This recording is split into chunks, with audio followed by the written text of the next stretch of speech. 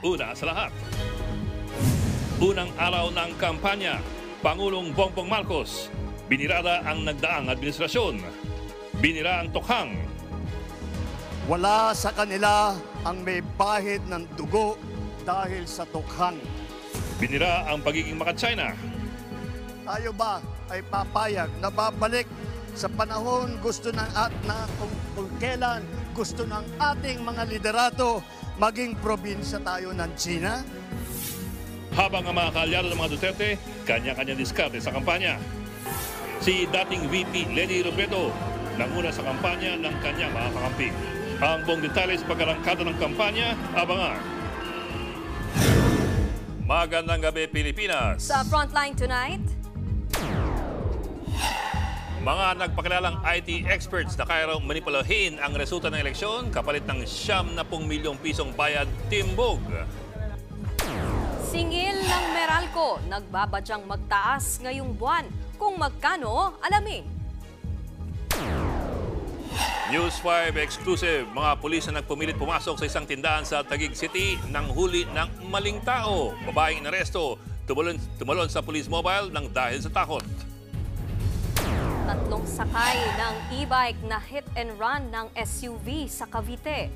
Habang sa Cebu City, sa pool sa video ang pagsalpok ng rider sa delivery van. Bilang ng mga namatay sa kasagsagan ng ulan at matinding baha sa Palawan umakyat na sa 5. At sa babaong pampag-good night, gwardyang Pinoy na humataw sa Abracadabra, napansin ni Lady Gaga.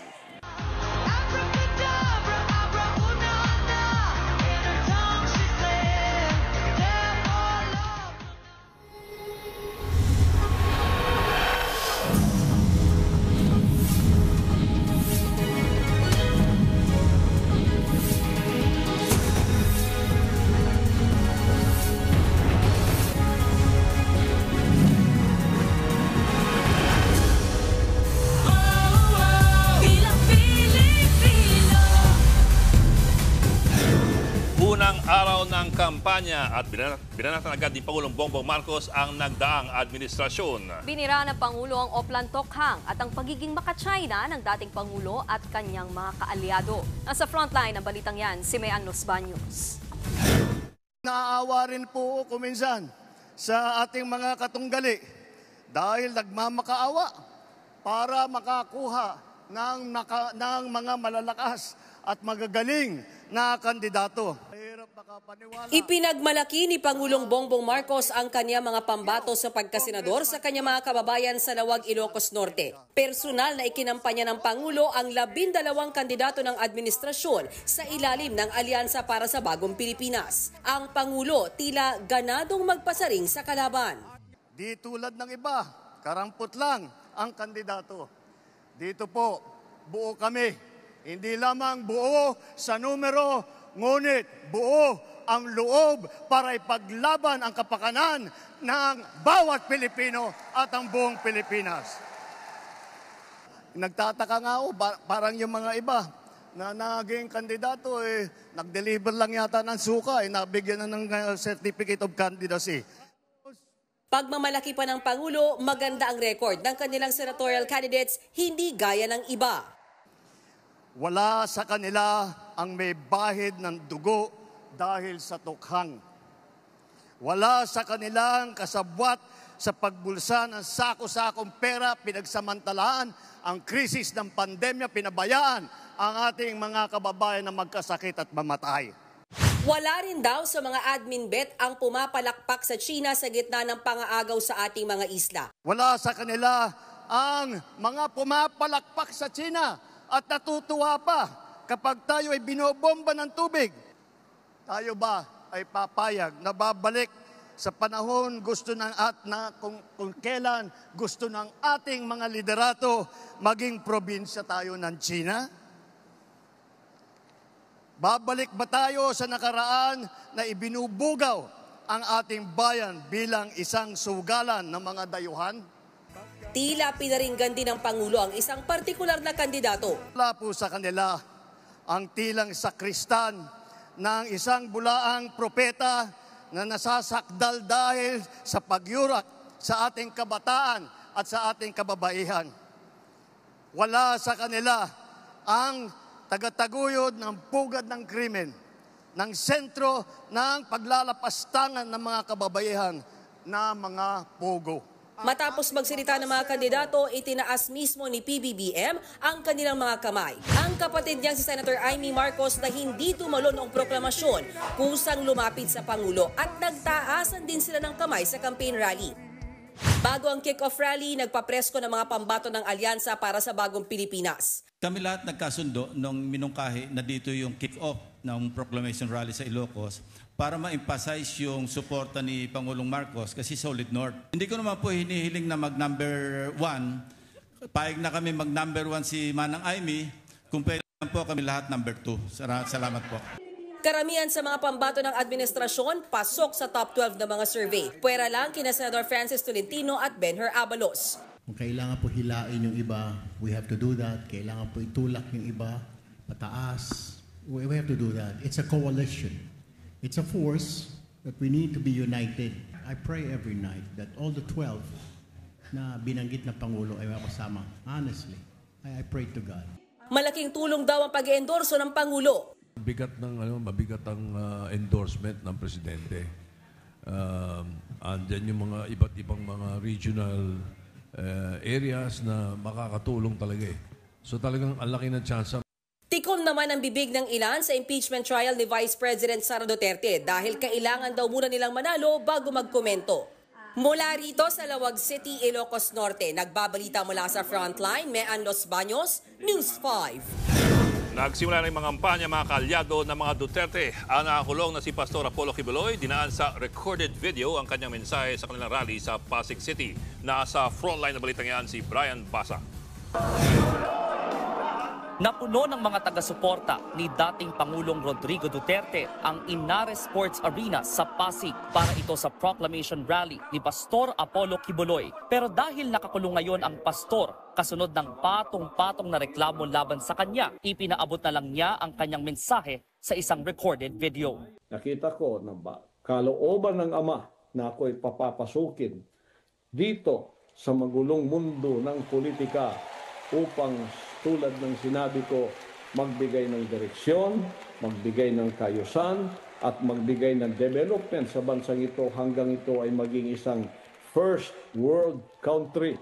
Ang abogado ni Kibuloy na si Attorney Israelito Torion ang tumayong representative ng pastor. Binanatan niya ang Marcos administration. Ginawa siyang poster boy ng political harassment of the present administration. Present din sa proclamation rally ang mga kaalyado ni Kibuloy at re-electionist na si Senator Bato de la Rosa, pati si Ibanaw Sambayanan second nominee Lorraine Badoy. Katulad ng sa video message, ipapaalam sa korte ang bawat public appearance ng pastor kahit paanyaya pa yan sa debate. Ayon sa kanyang abogado, magiging hamon ito sa kanyang kampanya, pero handa silang suungin ito sa tulong ng mga kaalyado at volunteer. Bago yan, piniling dumalo ng misa ni Senator Bato sa Diocese of Cubao sa Quezon City matapos imbitahan ng distrito. Ang gagawin daw niyang strategy, tokhang style. Tukhang talaga, tuk-tukhang nyo. Pag open, kung smiling, you plead. Pwede ba nyo kong ibuto? Kung sino man yung ayaw ng tukhang, whatever. Kung ayaw ng tukhang, ayaw man talaga bubuto sa akin yan. Pero yung nagustuhan yung tukhang, bubuto talaga sa akin yan. Kasama si De La Rosa sa iniimbestigahan ng International Criminal Court o ICC sa di umano'y crimes against humanity ng war on drugs. Nagsimula na ring mangampanya ang kapartido ni De La Rosa sa PDP laban na si Senator Bongo sa tapat niya ng isang malasakit center sa Davao City. Nagpapalita mula sa Frontline, Brian Basa, News 5. Arestado ang 3 lalaking nag-aalok ng 70 milyong piso para pagkuha ng mga kandidato ng sure win sa Bilang Pilipino 2025. Ang modus nila, magpapakilala bilang IT experts ng COMELEC. Nasa frontline ng balitang yan, si Elaine Fulgencio.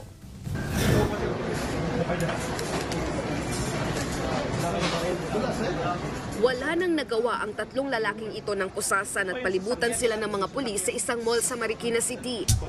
Ikaw ay may karapatang manahimik o magpasawalang ibo.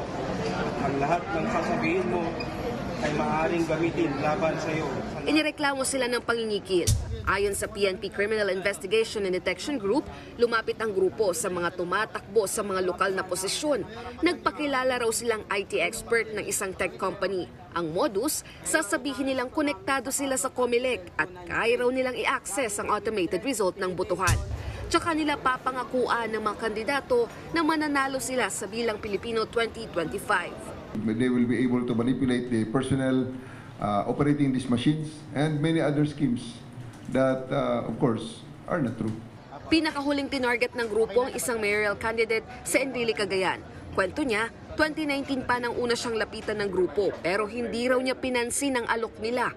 Naulit ang offer noong 2022 pero muli niya itong inisnab. Kaso, tila porsigido ang grupo na nag-alok ulit sa ikatlong pagkakataon ngayong 2025.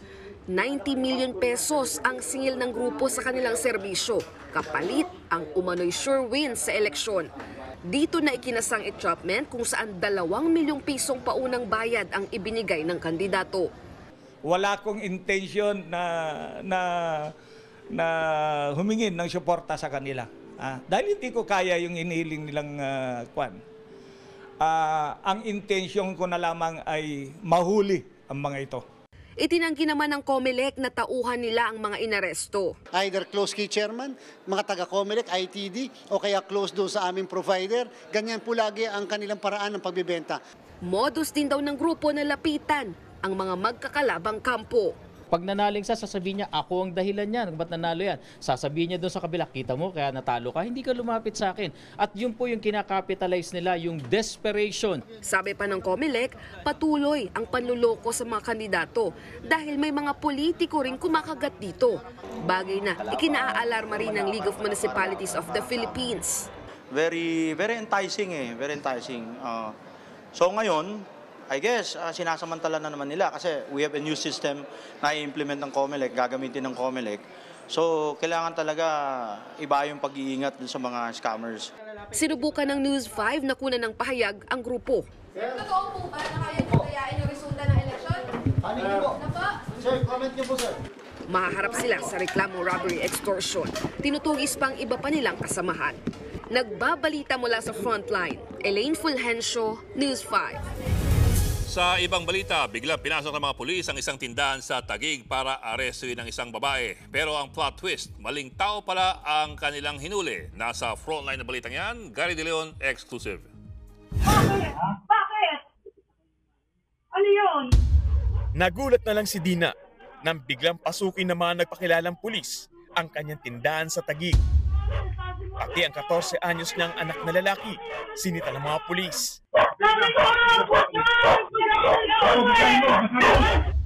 Habang pinabasa naman kay Dina ang papel na umano'y arrest warrant.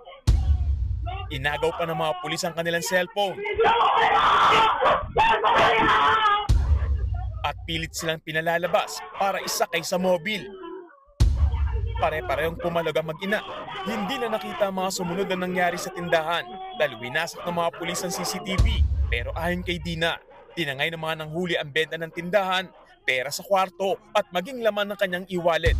Inilagay pa raw sa garbage bag ang mga nakuhang gamit. Kwento ni Dina, pumalag sila dahil walang nakasaad na impormasyon sa ipinakitang arrest warrant. Basta may warrant ka. As ko titingnan ko, bakit ganyan ang warrant niya, walang pirma ng judge. 3 poses daw ang inilagay ng mga pulis kay Dina. Saka siya kinaladkad papunta sa police mobile. Hysterical na po ako. Talagang pilit nila ako pinoposasan, ganyan. Tapos, nung nakita nila may CCTV, kinuha nila lahat. Pumayag ang mag-ina na sumakay ng police mobile na magkasundo sila na pumunta sa barangay at doon magharap. Pati ang anak na babaeng Dina, sumama rin. Pero pagsakay nila, biglang matulin na pinatakbo ang police mobile. Sa isang video, makikitang tumalon si Dina at tumakbo sa loob ng barangay hall. Aba, nakita ko nilagpas na ho sa barangay. Hindi totoong barangay. Didiretso ako. Kung didiretso akong tupatay, hindi wala makakalapit na pamilya sa akin. Tumalon po ako, buong loob ko tumalon ako. Tumalon din mula sa mobil ang babaeng anak ni Dina at tumama ang ulo sa semento. To the rescue ang barangay at dinala sila sa ospital. Sa loob ng barangay, dito raw naramdaman ni alias Dina na siya ay ligtas na. Lumapit daw ang mga pulis sa kanya at humingi ng sorry at sinabing nagkamali lang sila sa kanilang operasyon. Isinoli raw ang kanyang mga gamit pero ang kanyang pera ay hindi na naibalik. Humihingi ng proteksyon kay PNP Chief Romel Marvil ang pamilya ni Dina dahil natatakot daw sila na balikan sila ng mga pulis. Nagsasagawa na ng mabusising investigasyon ng National Capital Regional Police Office o NCRPO. Sinibak at dinisarmahan na rin ang 7 pulis. Pinagpapaliwanag din ang commander ng Substation 5 sa Taguig. Nagbabalita mula sa frontline, Gary De Leon, News 5.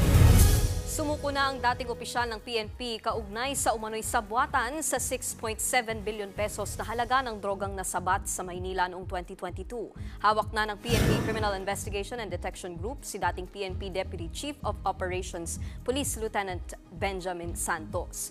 Pagkalapag sa airport mula Singapore, agad binasahan ng arrest order ang dating opisyal at isinailalim sa booking procedures. Ayon sa CIDG, nagpapadala ang abogado ni Santos ng surrender feelers. Pansamantala rin siyang nakalaya matapos magpiyansa ng 200,000 piso. Na hit and run ng 3 sakay ng e-bike sa Bacoor, Cavite. Nabudol po sila ng isang SUV na ngayon tinutugis kung sino ang driver. Nasa frontline na balitang yan si Faith Del Mundo. Sa kuha ng CCTV na ito, makikita ang SUV na dire-diretso habang papaliko naman ang e-bike hanggang sa nagkasalpukan sila. Tumalsik ang 3 sakay ng e-bike habang ang SUV sa halip na hinintuan ng mga nakabanggaan nagpatuloy ng takbo at iniwan ng 3. Nangyari yan pasado 2:00 ng madaling araw kahapon sa Zapote Molino Road, Barangay Ligas 1 sa Bacoor, Cavite. Saktong nagro-ronda ang barangay kaya nakaresponde sila agad. Sinubukan pa nilang habulin ng SUV pero hindi na nila ito naabutan. Mabuti na lang hindi napuruhan ng 3 sakay ng e-bike. Bagamat nagkasugat at galo sila, pinaghahanap na ang driver ng SUV. Posible siyang maharap sa reklamong reckless imprudence resulting in physical injuries and damage to property. Tumawag sa amin or pumunta sa station namin para may report po. At the same time, malaman natin kung ano yung possible na plate number ng yung sasakyan. Nagbabalita mula sa frontline, Faith Del Mundo, News 5.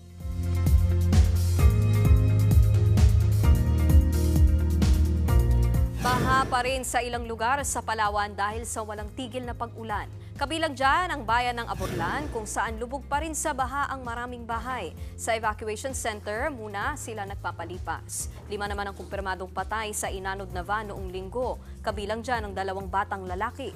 Ayon sa Pag-asa, magpapatuloy ang maulang panahon bukas sa Palawan dahil sa buntot ng isang low-pressure area sa West Philippine Sea. Katamtaman ang tsansa nito na maging bagyo. Sa forecast ng Metro, magtatagal sa dagat ang LPA hanggang sa Biyernes. At sa ngayon, hindi ito nakikitang papasok sa Philippine Area of Responsibility. Samantala, posible rin ang kalat-kalat na ulan sa Calabarzon, Marinduque, Mindoro Provinces at Kabikulan. Epekto yan ng shear line o banggaan ng mainit at malamig na hangin. May tsansa ring umulan sa Northern Luzon dahil sa amihan.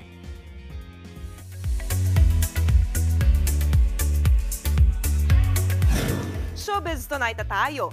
Hindi na nakapagtimpi si social media personality Wamos Cruz sa hamong ipa-DNA test ang kanyang anak na si Meteor. Ipinost ni Wamos ang picture niya at ang kanyang anak. Nakalagay dito ang comment ng isang netizen na ipa-DNA test ang bata. Naniniwala ang netizen na hindi ito anak ni Wamos dahil hindi kamukha. Say ni Wamos, papalagan niya ang hamon pero ipakukulong ang nag-comment kapag napatunayang anak niya si Baby Meteor. Una pa lang daw ay ipinagdasal na ni Wamos na hindi niya maging kamukha ang anak dahil ayaw niya itong mabash gaya ng na-experience niya. Okay na raw sina Andy Eigenman at partner niyang si Philmar Alipayo. Nag-post si Philmar ng video ng kanyang pamilya. Ang caption ng video, and I quote, "It all went way too far and should have been handled in private," end quote. Payo ng netizens, maging sensitive na sana si Philmar para sa peace of mind ng kanyang misis. Naging laman ng mga intriga sina Andy at Philmar dahil sa sunod-sunod na cryptic posts nila tungkol sa umano'y alamat sa kanilang relasyon. At para naman hindi tayo magkalamat, huwag kayong lilipat. Marami pa akong baong chika mamaya. Susunod, makabayan block ng kampanya sa Maynila. Habang ang Kiko Bam tandem na nuyo sa Cavite. Grade 11 student ginulpi ng mga lasing. Singil ng Meralco tataas ngayong buwan. At teaser ng upcoming single ng Bini na Blink Twice, inilabas na. Magbabalik pang Frontline tonight. Mga kapatid, Ed Lingaw po, nasa Estados Unidos, Canada o saan mang dako ka ng mundo, manatiling may alam at may pakialam sa mga mainit na balita dito sa ating bansa.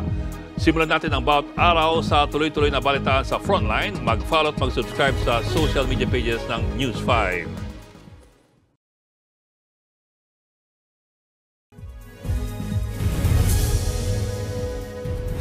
Pinagsusuntok at pinagsisipa ng dalawang lasing na lalaki ang grade 11 student na si Sedi. Nayabangan daw mga suspect sa biktima na bibili lamang sana ng pagkain. Natigil ang pananakit ng umawat ang mga residente sa Barangay Roosevelt na sa Dinalupihan, Bataan. Nagpapagaling na ang biktima. Mahaharap naman sa kaukulang reklamo ang mga nambugbog.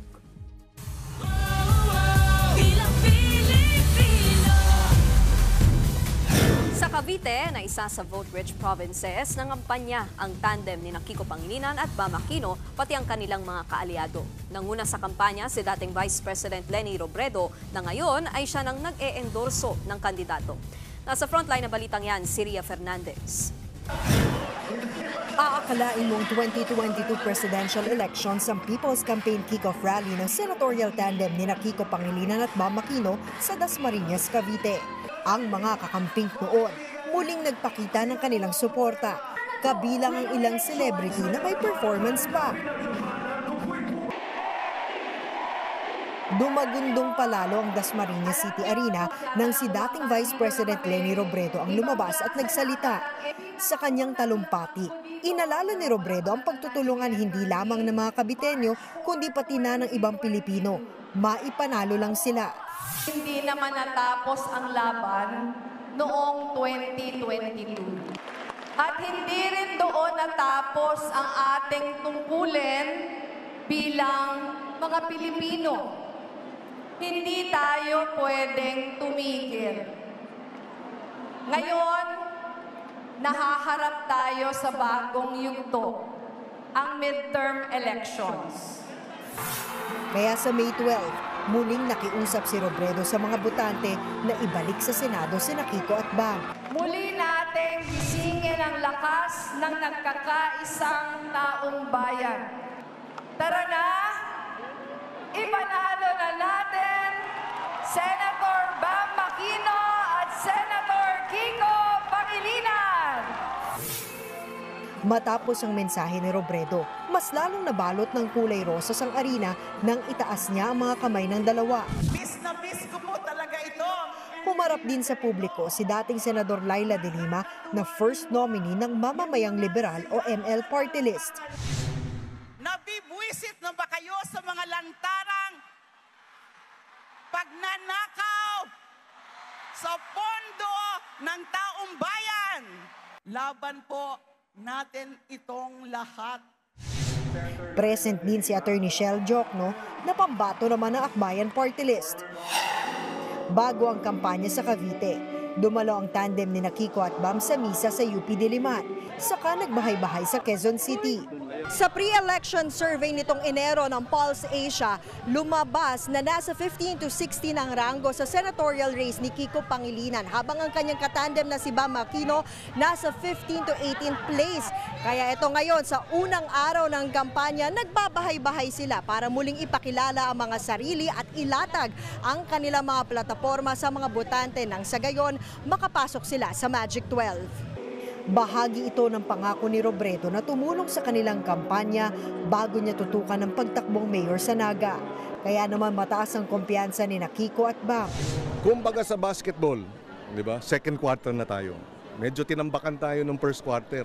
So babawi tayo ng second quarter hanggang sa dulo, may papanalo na natin. No? So this is a continuation of our patuloy ng ating simulain ng gobyernong tapat. Kami naman klaro na independent ang aming pagtakbo. May dalawang malaking grupo na nag-uumpugan ngayon at kami naman po ni Senator Kiko, klaro na ang pinapanigan namin yung taong bayan. Yung focus namin, in his case, yung pagkain, yung murang presyo, pagbaba ng presyo ng pagkain at sa akin naman, yung mga reforma sa edukasyon.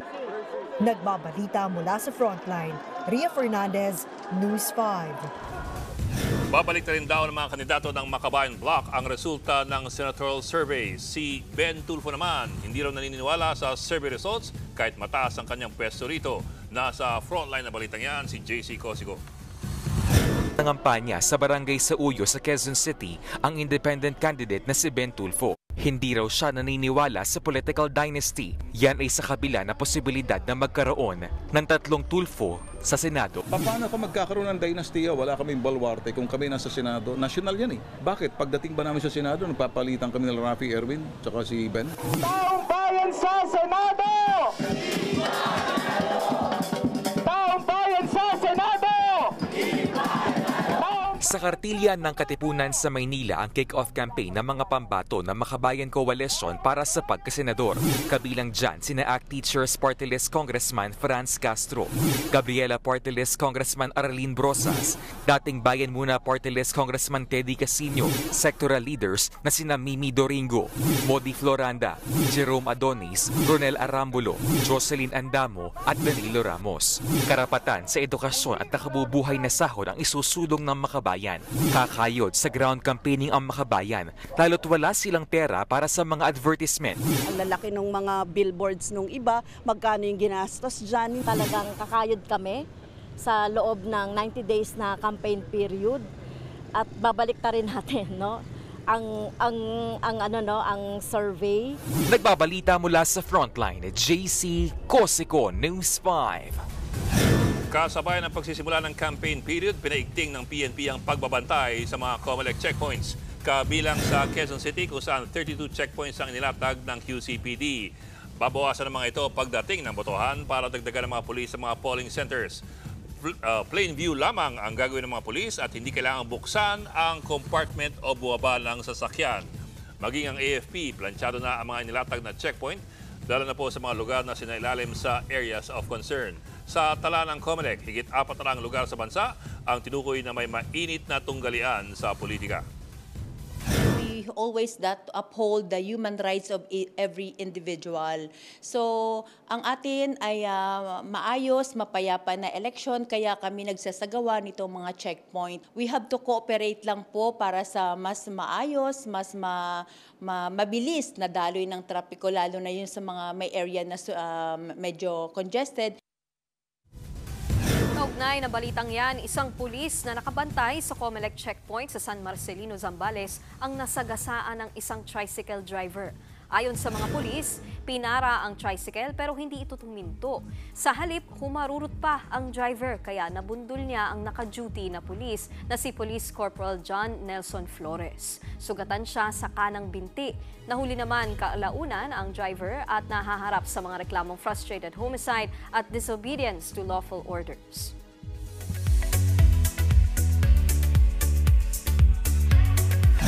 Heads Up Blooms! Inilabas na ang teaser para sa upcoming single ng BINI na Blink Twice.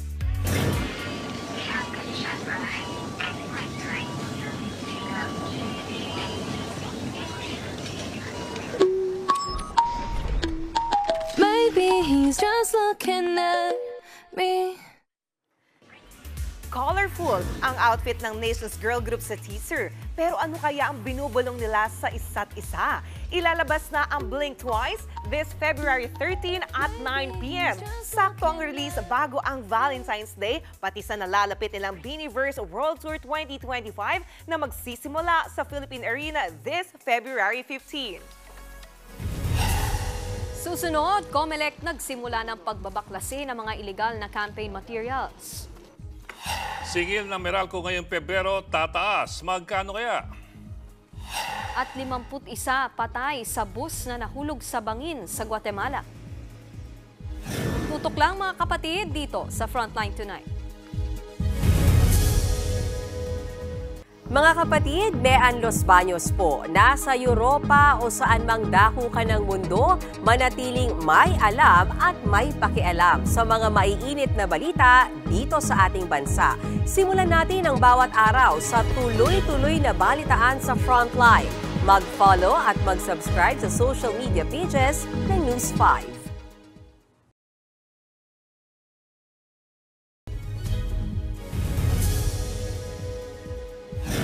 Kuha yan sa intersection sa Barangay Santo Niño sa Cebu City. Makikita ang pagsalpok ng rider sa isang delivery van. Bumagsak sa kalsada ang biktima at nagulungan ng paa.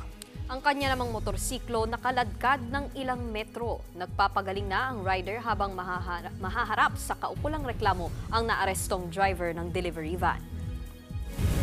Isang Chinese research vessel ang namataang naglalayag sa Exclusive Economic Zone or EEZ ng Pilipinas. Pero ang sabi ng Philippine Navy, wala naman daw silang nakikitang banta sa seguridad mula sa nasabing barko. Nasa frontline na balitang yan, Brian Castillo.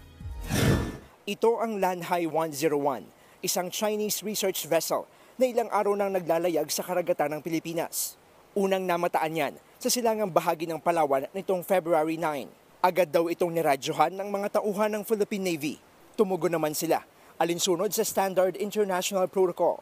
Galing daw silang Malaysia at pabalik sa Shandong, China. They opted to pass through our archipelagic waters east of Palawan in as much as of the unfavorable weather condition on the western part of Palawan. Their passage was continuous and expeditious. Hindi naman daw ito nakitaan ng kahina-hinalang kilos, hindi tulad ng 3 Chinese warships na namataang lumayag noong nakaraang linggo. This is the expected behavior of foreign ships from any nationality, from any country that passes through our archipelagic waters. Kaninang umaga, nasa layong 17 nautical miles na ang barko, pakanluran, hilagang kanluran ng Lubang Island sa Occidental Mindoro. Ngayong gabi, tinatayang nasa bahagi na ito ng West Philippine Sea, palabas ng Exclusive Economic Zone ng Pilipinas. Hindi ito ang unang beses na may namataang Chinese research vessel sa ating dagat. Pero wala pa naman daw nakababahalang pattern na nakikita ang Philippine Navy. Nagbabalita mula sa Frontline, Brian Castillo, News 5.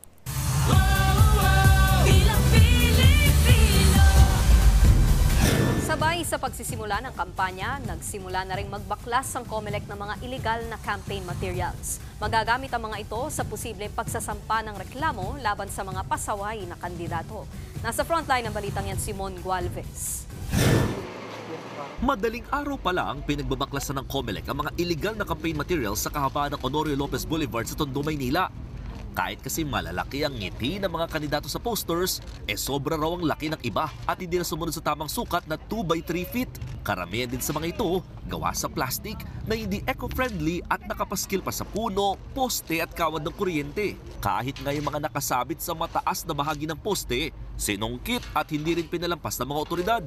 Ang hirap tanggalin, lalo na yung pagkakakabit na nagamit yung mga scotch tape. Hindi naman sa ordinaryong tape yung ginagamit. Yung iba naman talaga kawad na nakatali ng napakahigpit sa mga poste. Susulatan ng COMELEC ang mga kandidato at party list group sa sangkot sa pagkakabit ng illegal na campaign materials. Bibigyan sila ng 3 araw para tanggalin ang mga ito. Kung hindi, posible silang masampaan ng election offense at ma-disqualify pa. Ang isa sa mga party list na nabaklasan ng maraming posters, sinabing handa silang sumunod sa utos ng COMELEC. These are all posted by different supporters. Alam mo na, pag medyo marami yung mga supporters, hindi mo rin makontrol minsan. Kapag lagi na lang natin na papayagan yung kanilang argumento na hindi kami nagkabit, lahat na lang hindi namin matatanggal. Iipunin ng local COMELEC offices sa mga nakumpiskang campaign materials para maging ebidensya sa mga isasampang reklamo. Aminado ang COMELEC, wala pa rin namang natutuluyang mapanagot sa mga nauna ng lumabag dahil sa illegal na campaign materials noong mga nagdaang halalan. Pero dahil sa binuong task force na tututok dito, sila na raw ang magsasampa ng kaso at hindi na kailangang maghintay pa ng magreklamong botante.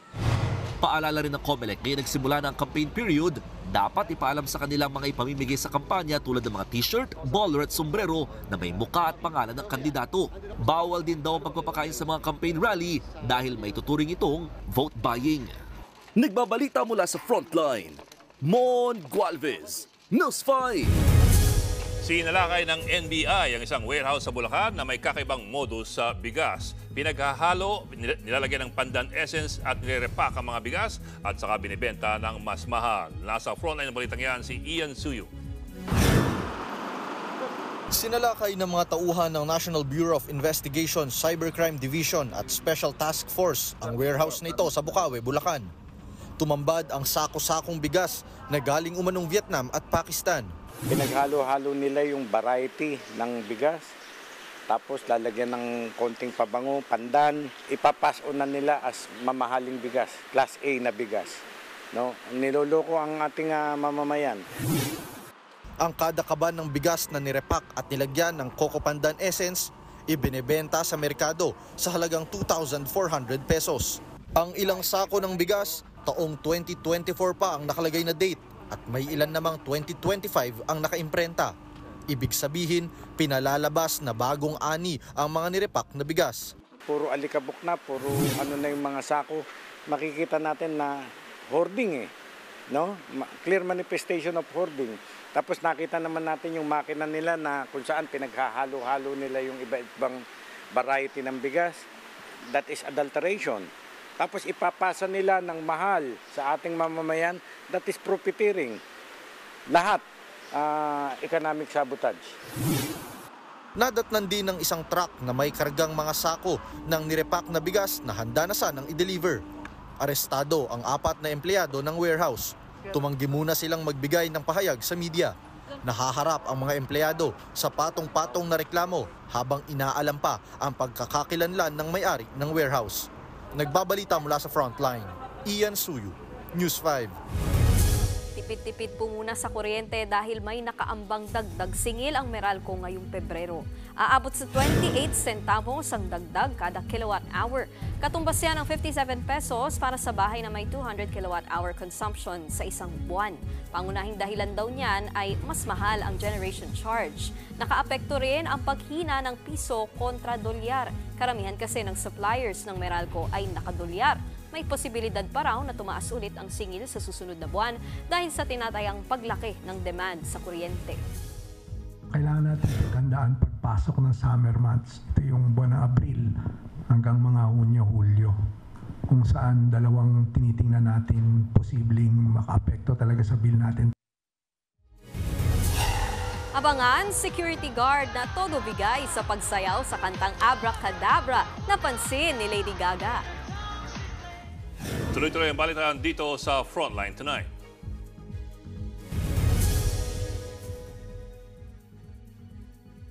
Mga kapatid, Ed Lingao po, nasa Estados Unidos, Canada o saan mang dako ka ng mundo, manatiling may alam at may pakialam sa mga mainit na balita dito sa ating bansa.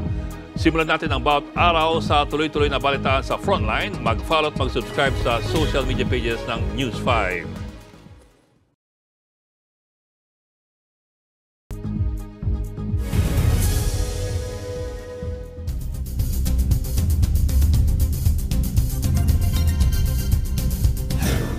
Isa ang patay sa bus na nahulog sa bangin sa Guatemala.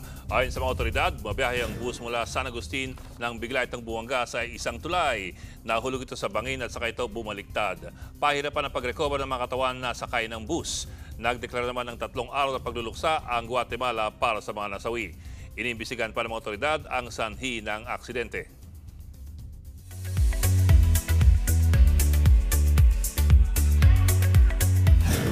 Good news naman para sa mga Philo XOL. After almost 2 years, natapos na ang mandatory military service ni XO Kai. Sa kanyang first live stream, matapos ma-discharge, nagpasalamat siya sa walang sawang suporta ng fans. Maghahanda rin daw siya para sa panibagong album. Nagpa-enlist si Kaya last May 2023 bilang isang social service agent. Bukod sa pagiging main dancer at rapper ng EXO, nakilala rin si Kai sa kanyang singles kabilang ang Pictures at Rover. Si Sehu na lang ang natitirang EXO member na nasa military. Sa September siya inaasahang madi-discharge. At yan ang latest and hottest sa Frontline Showbiz tonight. Ako si Jenny Alipon. Happy Tuesday mga kapatid!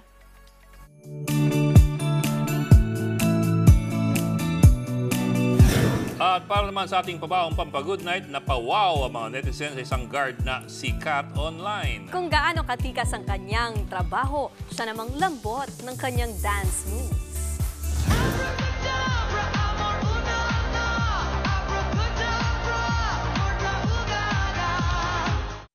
Yan ang dance version ni Pinoy Guard sa Abracadabra ni Lady Gaga. Kuwang-kuwa ang gigil ni Lady Gaga. Aba, sa sobrang galing ni Dancing Guard, Gagard, napansin siya ng kanyang idol. Humanga si Lady Gaga sa kanyang passion sa pagsayaw. Talaga namang slay cutie ang ating guard. Bet niyo ba yung mga puns? Alam mo parang si Bok lang, no? Parang si Bok lang. Siya talaga naisip ko, kung gaano katikas ang kanyang trabaho. Siya ring lambot ng kanyang katawan. Sample, sir. Grabe, ang lalim. Sample nga siya, sir. Ang lalim. Sample. Ayun, natatayo na, sir. Huwag niyo mahahamunin. Di ba? Bok, ganun lang, oh. Kung magugulat kayo. Sige na, Bok. Sige na, Bok. Hindi mo dadaan sa ganyan. Pag Pasko ko lang ginagawa yan. Merry Christmas, Bok. Pang-station ID. Pang-station ID. Pang-station ID. Tama na. Tayo. Yan pong 45 minuto pag-imayos ng lagang headlines. Balitaan at diskusyon para sa paghubog na matalinong opinyon. Kami yung kasangga sa pagbabalita. Sa ngalan po ni Mayan Los Baños, ako po si Nikki de Guzman. Ako naman po si Edwin Gao. Magandang gabi.